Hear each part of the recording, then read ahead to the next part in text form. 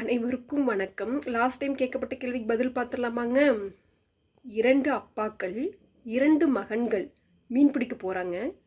ஒவ்வொருவரும் ஒரு மீன் பிடிக்கிறாங்க. ஆனால் பார்த்தீங்கன்னா இப்போ 3 மீன் தான் இருக்குது.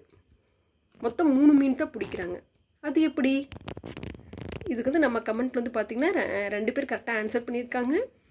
ஹாபிபுல்லா, கார்த்திக் 2 பேர்த்துக்குமே வாழ்த்துக்கள்ங்க.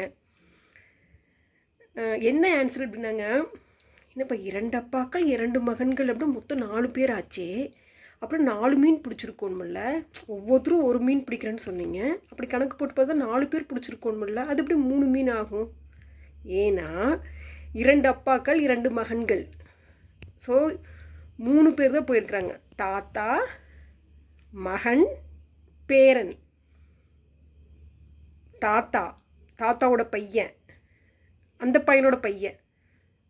ஸோ பார்த்தீங்கன்னா நம்ம கால்குலேட் பண்ணி பார்த்தா 2 அப்பா வந்துடுவாங்களா, அதே மாதிரி 2 மகன் வந்துடுவாங்களா.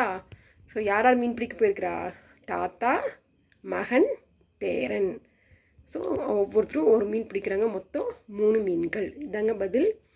ஓகேங்க. இன்றைய கேள்வி என்ன அப்படின்னா,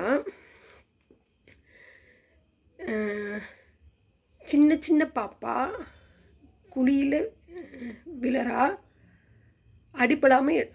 அடிப்படாமல் எழுந்துட்டா. சின்ன சின்ன பாப்பா